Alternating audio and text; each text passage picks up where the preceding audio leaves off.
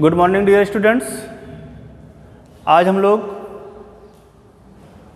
Lysosome के बारे में अध्ययन करेंगे या लयनकाय। लाइसोसोम दो शब्दों से मिलकर बना है, lyso plus Soma. Lyso means होता है digestive, Soma means body. Lysosome शब्द को देने वाले वैज्ञानिक हैं डे डुबे ने 1955 ईस्वी में दिया तथा इसके लिए इन्हें 1974 ईस्वी में नोबेल प्राइज प्राप्त हुआ। यह जंतु कोशिकाओं में पाया जाता है। मोस्टली अग्नाशय की कोशिकाएं, ल्यूकोसाइट्स, यकृत कोशिकाएं और वृक्कक कोशिकाओं में उपस्थित होती हैं। पादप कोशिकाओं में अल्प या अनुपस्थित होता है, परंतु 1964 ईस्वी में पी मटाइल ने न्यूरोस्पोरा में सर्वप्रथम देखा। जो लाइसोसोम की आकृति है वो स्फेरिकल होती है तथा इसका व्यास 0.25 टू 0.5 मिलीमीटर का होता है। इसमें लगभग 50 हाइड्रोलेज एंजाइम पाए जाते हैं जो विभिन्न प्रकार के पदार्थों को पचाने में सहायक होते हैं। इसका माध्यम अम्लीय होता है और जिसका pH 5 है तथा जीव द्रव्य का pH 7.2 होता है। 7.2 होने के कारण यदि किसी कारणवश लाइसोसोम का द्रव्य या हाइड्रोलेज एंजाइम कोशिका द्रव्य में आ जाता है तो दोनों के pH में काफ़ी अंतर होने के कारण कोशिका द्रव्य में पाए जाने वाले पदार्थों का विघटन या किसी प्रकार की हानि नहीं होती। लाइसोसोम का निर्माण गोल्गी बॉडी या एंडोप्लाज्मिक रेटिकुलम की टूटने से या ट्यूब्यूल्स या वेसिकल से होता है। जब एंडोप्लाज्मिक रेटिकुलम या गोल्गी बॉडी के टूटने से जो थैली बनती है उसे कहा जाता है प्राइमरी लाइसोसोम। Primary lysosome. तो यह प्राइमरी लाइसोसोम किसी भोज्य पदार्थों को पचाने के लिए उस भोज्य पदार्थ से अटैच हो जाता है। अटैच होकर के सेकेंडरी लाइसोसोम का निर्माण करता है। जब भोजन का पाचन होता है तो भोजन के पाचन की क्रिया में प्लाज्मा मेम्ब्रेन से भोज्य पदार्थ फैगोसाइटोसिस या पिनाइकोसाइटोसिस के माध्यम से भोज्य पदार्थ कोशिका द्रव्य में पहुंचता है। कोशिका द्रव्य में पहुंचने के बाद भोज्य पदार्थ के ऊपर एक मेम्ब्रेन बन जाती है। तो इस पूरी संरचना को फैगोसोम कहते हैं। फैगोसोम और प्राइमरी लाइसोसोम आपस में जुड़ करके सेकेंडरी लाइसोसोम का निर्माण करते हैं। सेकेंडरी लाइसोसोम का निर्माण होने के बाद लाइसोसोम में पाए जाने वाले पाचक एंजाइम्स भोज्य पदार्थ को पचाने का काम करते हैं। जब भोज्य पदार्थ पच जाता है तो पचा हुआ भोज्य पदार्थ कोशिका द्रव्य में छोड़ दिया जाता है और वेस्ट प्रोडक्ट वह रेजिड्यू के रूप में या अपशिष्ट के रूप में कोशिका द्रव्य में पड़ा रहता है।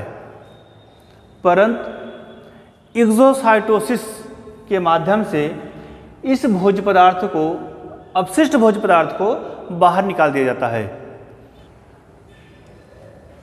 लाइसोसोम में पाए जाने वाले एंजाइम जैसे protease enzymes, ribonuclease, डीऑक्सीराइबोन्यूक्लियेज, phosphate, glycosidase, इस प्रकार से कुल 50 एंजाइम्स उपस्थित होते हैं जो भोज्य पदार्थों को पचाने में सहायक होते हैं। ये अम्लीय माध्यम में ही वर्क करते हैं। फंक्शन ऑफ लाइसोसोम, लाइसोसोम का कार्य। लाइसोसोम का फर्स्ट वर्क है digestion of extra cellular material. Lysosome भोज्य पदार्थों को पचाने का काम करता है। लाइसोसोम का निर्माण गाल्जी बॉडी से या एंडोप्लाज्मिक रेटिकुलम से होता है। जब एंडोप्लाज्मिक रेटिकुलम टूट जाता है वह गोल संरचना बना लेता है, इसे प्राइमरी लाइसोसोम कहते हैं। फैगोसाइटोसिस या पिनाइकोसाइटोसिस के माध्यम से जब भोज्य पदार्थ कोशिका द्रव्य के अंदर आते हैं और उनके ऊपर झिल्ली की कवर चढ़ जाती है तो इन्हें फैगोसोम कहते हैं।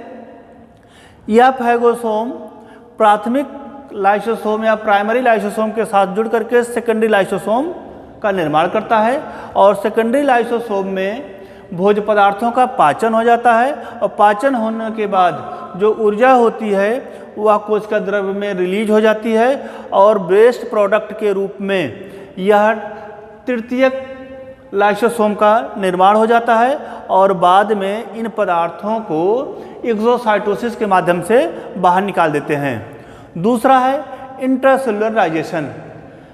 इंट्रासेलुलर डाइजेशन में मान लीजिए जब कभी भोजन की कमी हो जाती है तो भोजन की कमी होने पर विभिन्न प्रकार के ऑर्गेनेल्स जैसे mitochondria, Golgi body, endoplasmic reticulum जब पुराने हो जाते हैं या निष्क्रिय हो जाते हैं तो लाइसोसोम उन कोशिकाओं को पचाने का काम करती है, तो इसे इंट्रासेलुलर डाइजेशन कहते हैं तथा इस प्रक्रिया को ऑटोफैगी कहा जाता है।